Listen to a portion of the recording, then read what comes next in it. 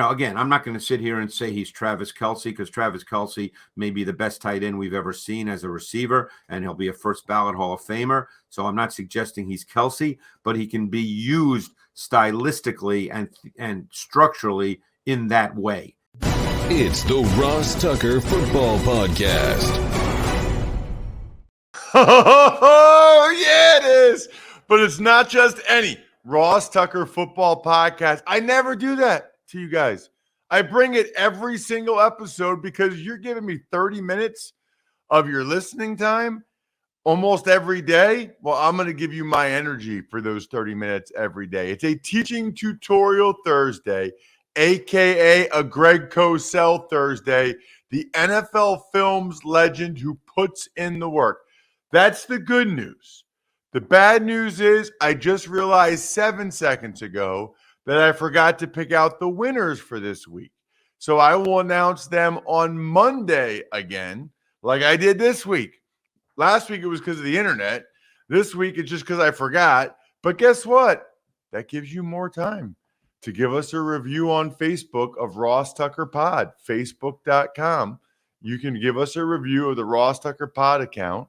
You can take advantage of any of the sponsors. I don't know that I've gotten one this week. Anybody taking advantage of any of the sponsors on the sponsor page over at rosstucker.com? And then the YouTube shout out, which I really love. It's just fun to do a video on my phone and email it to you. And then you have it and you give it to whoever you want to give it to. YouTube.com/Ross Tucker NFL. It's the last offensive skill position day. We're going to get into tight ends with Greg Cosell. It's Big Show time. The Big Show. Greg, we are going to get into tight ends, but I have a question for you. I've been thinking about a lot this week with the news on Monday of Lamar Jackson requesting a trade. I know there's no way to know for sure because we've kind of only seen him in Greg Roman's offense. You know, when you watch him and you watch him throw the ball and you watch his traits, how do you think Lamar Jackson would do in a different offense, in a more traditional offense, or in a Kyle Shanahan, or in whatever you think Todd Monken might do in Baltimore? Are you able to have a pretty good feel for that? I mean, you've watched a lot of Lamar Jackson now. Yeah, and to be honest, I think there would be questions about that because this offense was built specifically for him. Because I remember having a conversation with a coach who was on the staff at the time, early in Lamar's career. And it was definitely built specifically for him. It's an offense unlike any other in the NFL. And I think in speaking with people, there are legitimate questions, Ross, as to if you were to sign him, do you need to, in a sense, restructure your entire offense? That's a big deal in the NFL. You know that, Ross. You know, that's not just, we'll throw in a couple of, zone read plays, or we'll throw in a couple of design quarterback runs. That's not what it's about. It's restructuring your offense. No one's going to say that Lamar Jackson, he can't throw. No one's going to say that. Lamar Jackson's made a lot of good throws in his NFL career. But it's the whole structure and the methodology and philosophy of your offense. And to start over offensively, that's a hard thing to do. So, I know it's easy for people to say in the social media world that, how do you got to sign Lamar Jackson. Why aren't people doing that, trading for him, whatever? But I think there's a lot more that goes into it than that. And we'll see how it plays out. But it's not just as easy as saying, let's go get Lamar Jackson. You have to have a real conviction that he can run your offense, what would be considered, I guess, a more traditional, conventional offense in the NFL. And if you don't have that conviction, or if you feel like there's too much that has to be done to change what you do, then you're a little uncertain as to whether you want to go through all that. What is he as a player, Greg? I mean, we all see him. We all see how dynamic he is as a runner. His passing statistics are typically really good. I know you have scouting reports on all these guys. Lamar's probably past that point because you see him so many times. But what is he as a player? Well, I mean, I don't think there's a mystery to that. I mean, obviously he's the best running quarterback in the league by a wide margin. He's just a freakish athlete. And so therefore it gives you elements in the run game and forces defenses to have to play a certain way. That's the element about the quarterback running that I don't think people think about, is the way it forces defenses structurally to have to respond. And then as a passer, I would say he's a good passer, not a high level passer, with the top guys, but a good passer. He's a good football player and an explosive player and a player who can make spectacular game changing plays. And he's had games where he's thrown the ball exceptionally well. I mean, I can think back to a Monday night game a few years ago against the Indianapolis Colts when he was actually in kind of a shootout with Carson Wentz, and he was unbelievable throwing the football. So it's not as if he can't throw the football. Like I said, you wouldn't put him in the category of great throwers, but he can make throws. But there's so much more to it than that we're not aware of.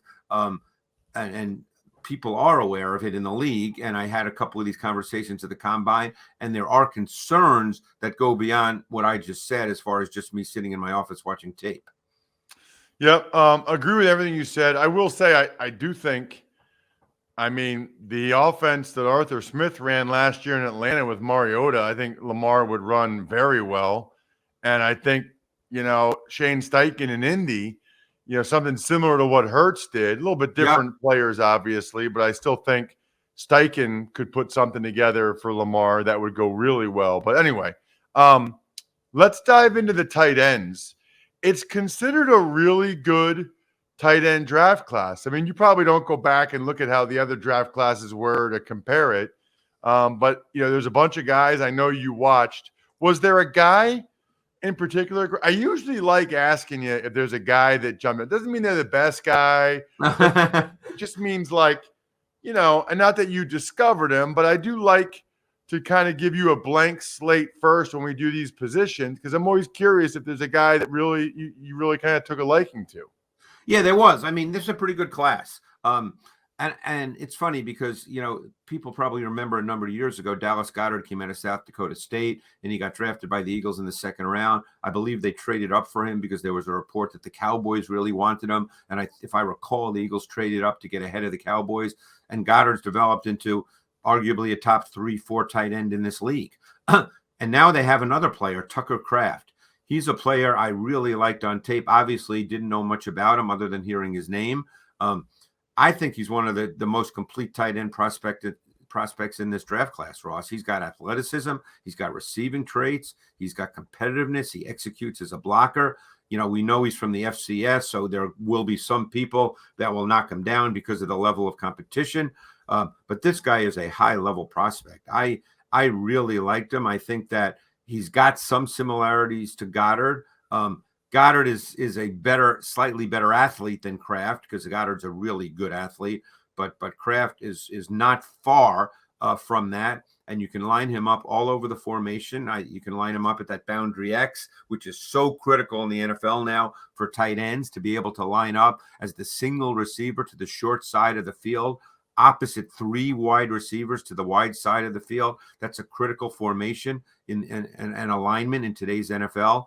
So Tucker Kraft was a player whose tape I really, really liked. Yeah, that's it. I mean, I'm a huge Goddard guy.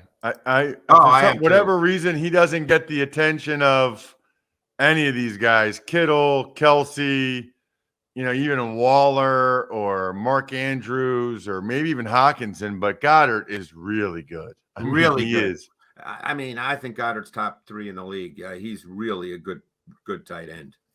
Was there a guy that you thought was the best one of the group, whether it's Musgrave, Kincaid, Michael Mayer from Notre Dame, Darnell Washington from Georgia? Was there a guy that really impressed you, Greg?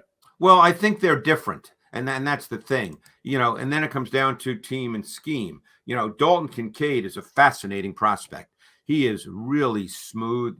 He's out of Utah, if people don't know that. Smooth, fluid, athletic. He lined up all over in Utah's offense. He ran routes at all 3 levels. He's a strider. He's got the speed to run the vertical seam. He's got body control, unbelievable hands. I mean, he catches everything, makes tough contested catches, can run away from people. He can separate at the top of his route stem. You'd like to see him fill out his frame just a little more. He's not necessarily a phenomenal blocker at this point in his career. But guys can be taught that. I remember having a conversation. I'm not suggesting he's Tony Gonzalez, but I remember having a conversation with a coach about Tony Gonzalez. When he came in the league, they said he wasn't a very good blocker at all, but he wanted to learn how to do it, and he competed at it, and he became more than a serviceable blocker. But Kincaid, he fits that profile that everybody wants today, the athletic receiving tight end who can line up in multiple locations, including that boundary X position. Again, I'm not going to sit here and say he's Travis Kelce, because Travis Kelce may be the best tight end we've ever seen as a receiver, and he'll be a first ballot Hall of Famer. So I'm not suggesting he's Kelce, but he can be used stylistically and structurally in that way. He's that kind of receiving talent. So I guess I was a little surprised, Greg, when the grades came out and Michael Mayer, for some people, was the third or fourth tight end. There's some mock drafts where he doesn't go in the first round. Notre Dame's on TV all the time, Greg. And I felt like he was like their best player the last couple years. I mean, yeah. You watch a Notre Dame game, and that's who they got the ball to. That was their guy 2 years in a row. Is it just the bad 40 time, or he wouldn't threaten down the seam? What do you see from Michael Mayer, Greg? He's a fascinating guy. You got to watch a lot of Michael Mayer because he's not an explosive athlete, Ross. So in other words, you don't pop the tape on and see a couple of plays and go, wow. There are some times when he releases off the line of scrimmage where he almost looks a little sluggish. He's just not a naturally explosive player. So you have to watch him. And the more and more you watch him, the more you realize he's just a really good player, but he doesn't have natural athleticism and explosiveness. But so you wouldn't describe him like we just talked about Kincaid. You wouldn't describe him as smooth and fluid, but he has a really refined sense and feel to how to run routes. He's got subtle, nuanced head feints and short area foot quickness. He's got more than functional play speed, even though he's not fast. And he is absolutely dominant at the catch point. I mean, he's got a big frame. He's got strong, soft hands. He's got body control. He catches through contact. I mean, there are few better guys locating the ball on inaccurate throws and moment of truth, those kinds of throws than he is. I mean, who he kind of reminded me of when he came out of college, and this guy obviously became a great player, but he was a third-round pick when he came out of college. He reminded me of Jason Witten, because Jason Witten, you wouldn't say Jason Witten was an explosive vertical athlete, but obviously Jason Witten was a great player. Fantastic player. And that's funny that you mentioned Witten, because that's the guy I thought when, as you were describing Mayer, I was thinking Jason Witten. And I probably told you the story before, Greg, but I was with the Cowboys when they drafted Witten. Oh, really? And the first mini camp, he was terrible. I mean, didn't know what he was doing. And even when he did know what he was doing, he couldn't block. It was like Greg Ellis, Ebenezer Ekubon. And I remember thinking distinctly, Greg, what a terrible draft pick that was. He ends up playing like 20 years. He's like an all-time great Cowboy. So there's a lesson there. Usually your first impressions are pretty good, but not always. But it's funny because even though he had some vertical plays in his career, obviously, and there's many people remember like when his helmet popped off, you wouldn't describe Witten the way you talk about Kelce. He's not explosive in that way. Don't you agree, Ross? He's not that kind of guy. He's not even Kittle or some of the other guys. Yeah. But Witten always got open. He understood defenses so well, and so I think Michael Mayer's smart, going to be like that. and he used his body so well to get open. Yeah, Mayer will be like that, and he's going to be a good pro. He may not be one of those guys that like I said, and again, tight end volume is very much a function of team and scheme. it's like Dalton Schultz. When people said, oh my God, I can't believe Dalton Schultz, people didn't want him to sign him for a long deal, because Dalton Schultz is not a high level tight end. When you think of the great tight ends in the league, he was just the Cowboys tight end, and they threw the ball to the tight end a lot. So he had volume targets and volume catches. Mayer's better than that, clearly, but team and scheme will dictate what he does in the NFL. All right, I got to ask you about this guy just because he looks ridiculous, and that's Darnell Washington from Georgia. Yeah. I mean, when I see him, I see a guy that should be moving offensive tackle and being Trent Williams, just because he is so big. What do you see when you see Darnell Washington? Yeah, but he's going to be a tight end because his measurables are really, really good. I mean, the guy ran a 4.64. His short shuttle time was ridiculous. So, I mean, I don't think anybody's going to see him as an offensive tackle. Now, his tape's not great. His overall measurables, obviously, in his combine performance were off the charts. So he's got rare size. He's got unbelievable length. He's got great straight line speed. But I would say that his tape doesn't really reflect that. I mean, I don't want to say he's sluggish, but at times he almost looked a little awkward moving. He plays at one speed. There's no sense of, wow, look at him turn it up. Can he stretch the seam as a vertical dimension? Yeah, if he gets off the line cleanly and just can run straight, he probably can. He showed flashes of playing to that speed once in a while. I would say that he's a good blocker in the run game, although he needs some technique work, but that can be taught. And he was asked to do that from a lot of different alignments, so he has a lot of experience doing that. So you're dealing with a guy that has rare athletic measurables for his size. It will likely get him drafted in the top 40. He didn't have a lot of receiving production. Keep in mind, they've got a better tight end at Georgia than Darnell. I know. Couldn't come out this year, and he's far better than Darnell Washington. So, he'll probably be seen as an ascending talent that needs to be coached because he's got high-level physical athletic traits. And then people will say that, hey, if we coach him, if we develop him, his best football is ahead of him, and we can make him into a really good player. But, like I said, they had a better tight end at Georgia. Couple other guys I'm going to throw at you, Greg, and I'm going to let you pick which one you talk about. There's Luke Musgrave from Oregon State, Luke Schoonmaker from Michigan, Brenton Strange, Penn State, Sam Laporta, Iowa. Iowa has a good tight end every year, it feels like. Any of those guys or anybody else? Zach Kuntz, Old Dominion, anybody else? Any of these guys jump out at you? Yeah, Musgrave. I watched him, and you had to go back to last year. I watched the 2 games he played this year in their entirety, and then I went back to last year because he got hurt.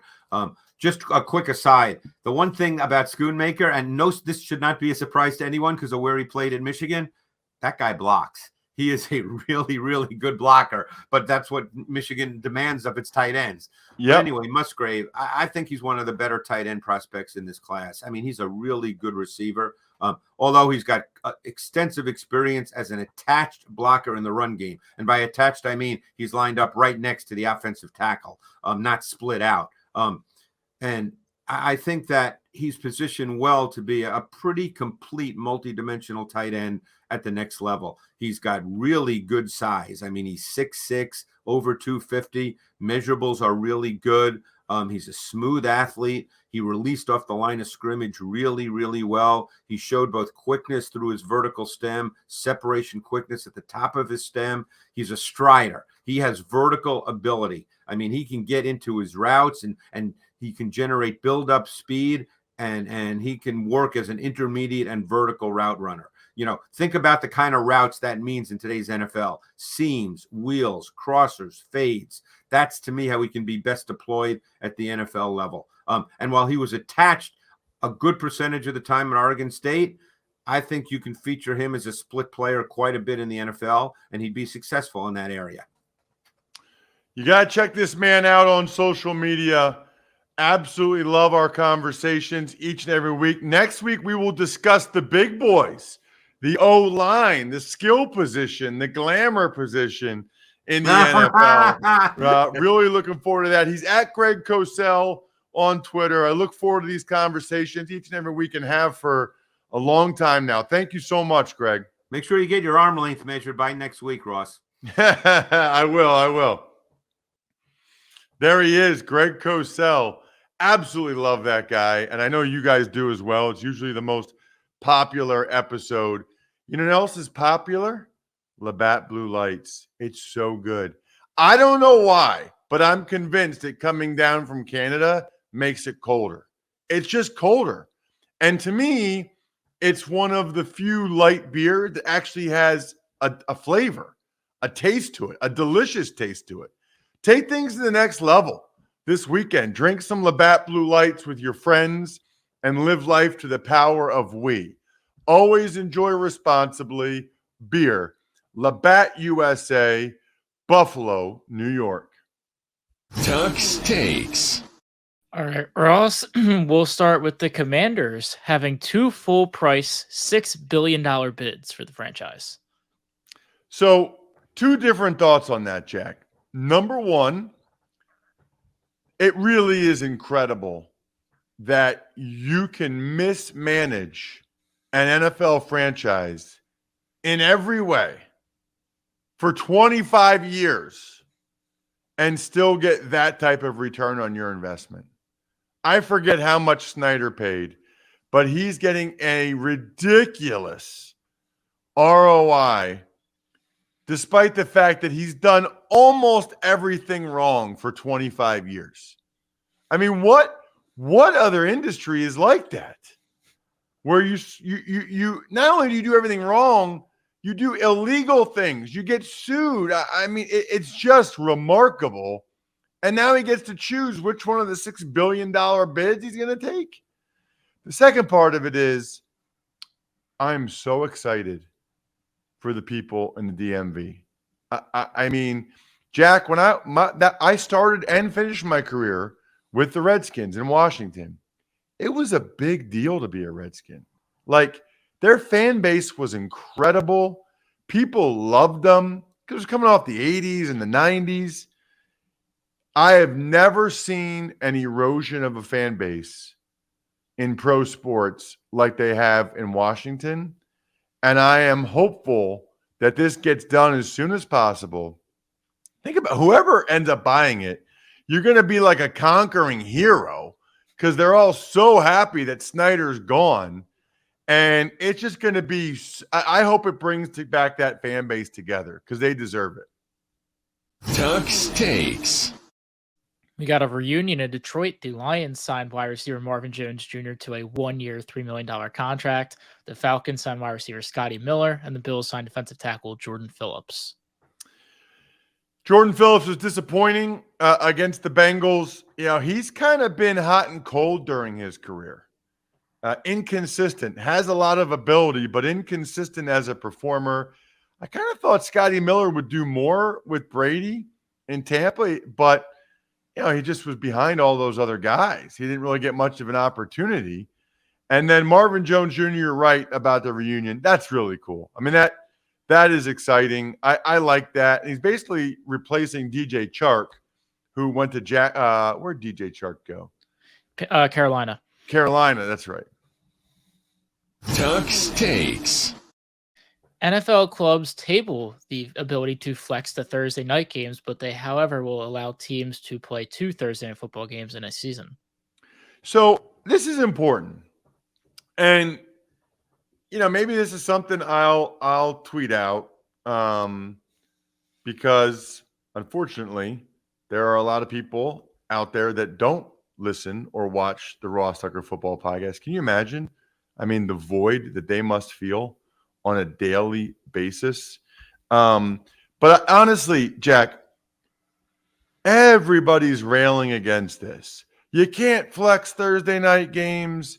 That's horrible for the fans, which is true, of course. Season ticket holders, that would be a raw deal. Let's be honest, though. Jack, the TV partners and the TV audience is way bigger than the season ticket holders. And the NFL realized and decided a long time ago that the priority was television. And people come across, 2 Thursday night games, that's not good for player safety. And, NFL's greedy. I feel like people lose sight of the fact the players get almost 50 cents on every dollar, almost 50%.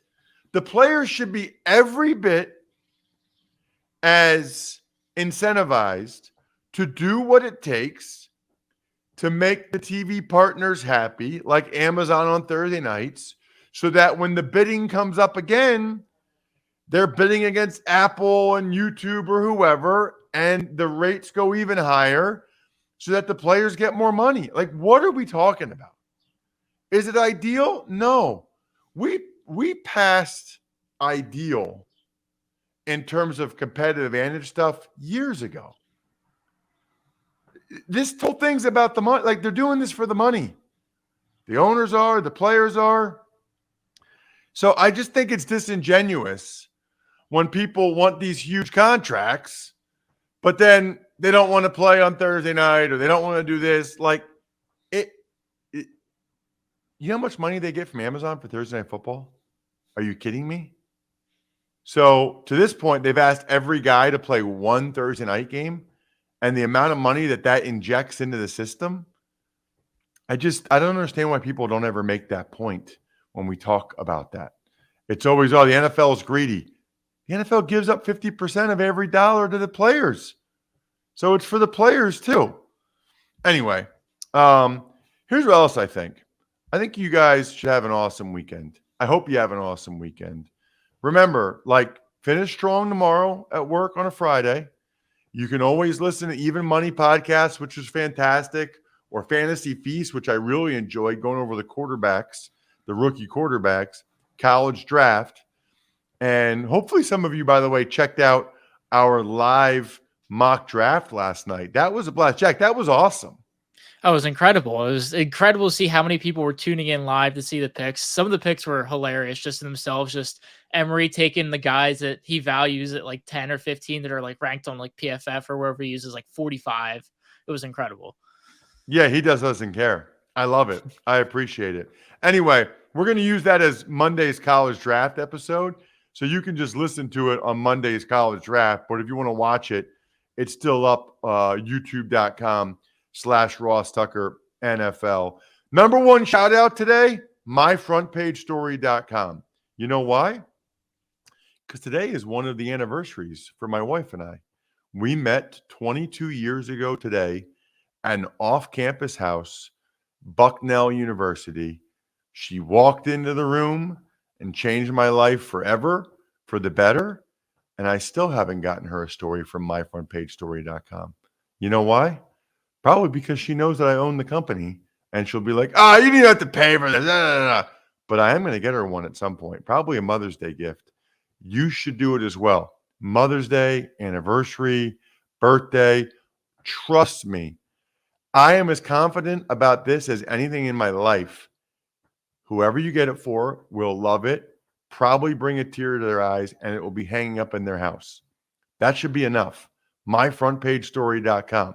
Then you got backofficescheduler.com, Evergreen Economics, go-bangles.com, steakhousesports.com, humanheadnyc.com, Sporticulture, and of course, Pizza Boy Brewing.